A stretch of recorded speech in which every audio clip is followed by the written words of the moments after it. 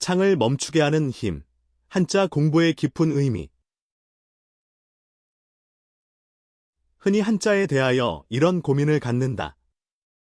이 시대에 우리는 왜 한자를 공부해야 하는가? 단지 한자 능력 검정 시험과 같은 시험 점수를 얻기 위해서일까? 아니면 옛 문헌을 읽기 위한 보조수단에 지나지 않는 것일까? 그러나 조금만 깊이 생각해보면 한자는 오랜 역사 속에서 형성된 인류의 사유와 정신이 응집된 문명의 결정체로서 그 내면의 가치를 이해하는 것이 한자 공부의 본질임을 깨닫게 된다. 한자는 뜻을 품은 문자다. 이는 팔을 지그시 내리고 서 있는 사람의 모습에서 나왔고, 종은 사람을 나란히 그린 것으로 뒷사람이 앞사람을 쫓아가는 형상이며, 중은 여럿이 모여있는 모습이다. 나무가 모이면 숲이 되고, 또 나무와 숲이 겹치면 삼림이 된다. 이렇듯 한자 속에는 자연의 이치와 질서, 그리고 가치가 담겨 있다. 우선 향자를 살펴보자. 향은 벼, 화와 날, 일이 합쳐진 글자로 향기, 향기롭다, 감미롭다라는 뜻을 지닌다. 그런데 갑골문에 나타난 향자를 보면 입구 위에 벼가 그려져 있어 마치 입으로 밥을 먹는 모습을 형상화한 듯하다. 예로부터 먹을 양식이 넉넉하지 않았던 시절, 밥 짓는 냄새가 풍긴다는 것은 곧 굶주림에서 벗어날 수 있다는 희망을 의미했을 것이다. 그 향기가 얼마나 달콤하고 감미롭게 느껴졌을지는 충분히 짐작할 수 있다. 의는 양과 나아가 결합한 글자이다. 고대에는 양을 제물로 삼는 것이 일반적이고 존귀한 예의 행위였다. 여기에 나아가 더해져 자기 자신을 바쳐 마땅함을 실천하는 것, 곧 옳음과 의로움의 뜻을 표현한다. 단순한 도덕규범이 아니라 자신을 낮추고 공동체를 위해 책임을 지는 태도가 글자 구조에 담겨 있는 것이다. 이렇듯 상형과 회의의 원리로 구성된 한자는 단순히 소리를 적는 기호가 아니라 세상의 이치를 해석하는 틀을 제공한다. 한자를 배운다는 것은 곧 인간과 자연, 공동체의 관계를 배우는 일이다. 그래서 한자는 문명의 토대라 불릴 만하다. 이러한 점을 극적으로 보여주는 또 다른 이야기가 춘추자전에 실려 있다. 주나라 춘추시대, 초나라를 패권국으로 끌어올린 장왕의 일화다. 그는 기원전 597년 필의 전투에서 승리하자 승리 직후 신하반당이 전승의 기념으로 경관을 만들자고 건의한다. 적 진군의 시체를 쌓아 큰 무덤처럼 만들어 후세의 무공을 과시하자는 것이었다.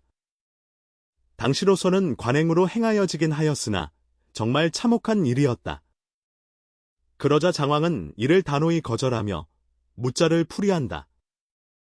불가, 부무, 직화의무, 무, 금폭, 직병, 보대, 정공, 안민, 화중, 풍제자야.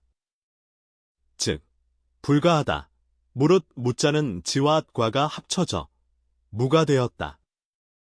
무는 폭력을 금하고 전쟁을 그치며 대의를 보존하고 공을 안정시키고 백성을 편안케 하며 대중을 화합하게 하고 재물을 풍족하게 하는 것이다. 곧 무란 창을 휘두르는 힘이 아니라 창을 멈추게 하는 힘이라는 것이다. 이 얼마나 멋지고 깊은 철학적 해석인가. 한 글자 속에 정치 철학이 담겨 있고 힘의 윤리가 스며 있다. 무는 폭력이 아니라 폭력을 금하고 백성을 안정시키고 대중을 화합하기 위한 힘이라니. 글자의 구조를 통해 통치의 방향을 밝힌 장왕의 통찰은 왜 그가 춘추의 패자로 불렸는지를 짐작하게 한다. 한자를 안다는 것은 곧 그 문명 속에 축적된 사유를 읽어내는 일임을 이 일화는 웅변하고 있다. 한자는 시각 중심의 문자이기도 하다. 알파벳이 소리를 우선한다면 한자는 뜻을 먼저 드러낸다. 한국, 중국, 일본에서 소리내는 방식은 달라도 인과 애, 춘과 효의 의미는 공유된다. 다양한 언어와 민족이 공존하는 동아시아에서 한자는 오랫동안 정신적 접착제 역할을 해왔다. 발음은 달라도 사상과 개념은 통했으니 문자가 동양 문화권을 묶는 힘이 되었던 것이다. 최근에는 한자를 재조명하려는 흐름도 생겨난다. 디지털의 발달로 손글씨의 필요성과 능력이 약화하면서 정확한 의미 이해의 필요성이 강조되고 전통 계승에 대한 관심이 높아지며 새로 발생하는 문명도 수용해야 하기에 오히려 한자가 지적이며 참신한 이미지로 받아들여지기도 한다.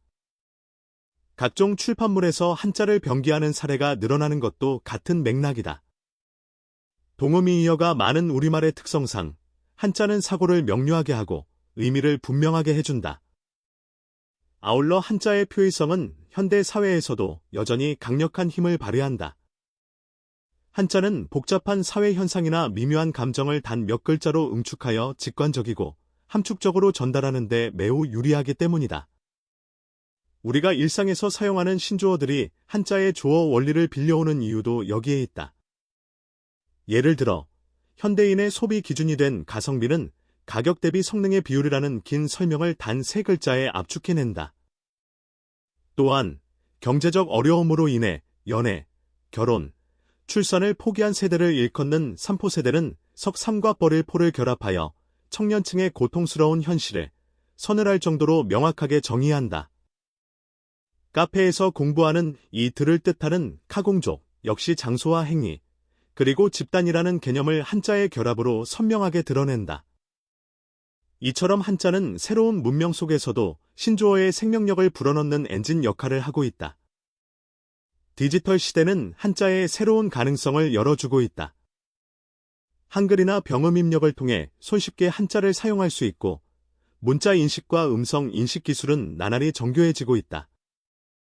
의미 단위가 뚜렷한 한자의 특성은 인공지능과 텍스트 분석에서도 강점을 지닌다. 과거의 유산이 첨단 기술과 만나 새로운 생명력을 얻고 있는 셈이다. 무엇보다 한자 공부는 우리로 하여금 말의 깊이를 성찰하게 한다. 도라는 한 글자의 길과 방법, 나아가 진리의 뜻이 함께 담겨 있음을 알게 될 때 우리는 언어를 함부로 내뱉지 못한다. 무자 속의 힘은 결코 폭력이 되어서는 안 된다는 경계가 새겨져 있음을 깨닫는 순간 우리는 힘의 의미와 그 사용 방식을 다시 돌아보게 된다. 공자가 말한 위력부동과 곧 사람마다 타고난 힘이 다르므로 같은 기준으로 재단할 수 없는 세상에서 진실로 중요한 것은 무엇인가? 활을 쏘되 예로 쏘는 사람, 힘을 행사하되 다툼을 멈추게 하는 사람을 길러내는 일일 것이다. 그리고 그러한 사람을 길러내는 밑바탕에는 바로 문자 속 뜻을 깊이 이해하는 공부가 놓여 있다. 이제 한자를 배우는 일이 결코 과거로 되돌아가는 일이 아니라 오히려 미래를 준비하는 길임을 확인하게 되었다. 그것은 문명의 뿌리를 이해하고 말과 개념의 의미를 정확히 짚어내며 힘과 폭력의 차이를 분별할 줄 아는 성숙한 인간을 기르는 일이다. 더 나아가 한자를 공부한다는 것은 동양 문화의 정신과 전통을 온전히 이해하고 지켜나가는 일이기도 하다. 수천 년 동안 이어져 온 사상과의 그리고 인간과 자연을 바라보는 시각이 한 글자 한 글자 속에 스며 있기 때문이다. 한자는 이제 낡은 문자가 아니다. 그것은 오늘도 우리에게 조용히 묻고 있다. 그대가 사용하고 있는 문자의 힘은 창을 들게 하는가, 아니면 창을 멈추게 하는가?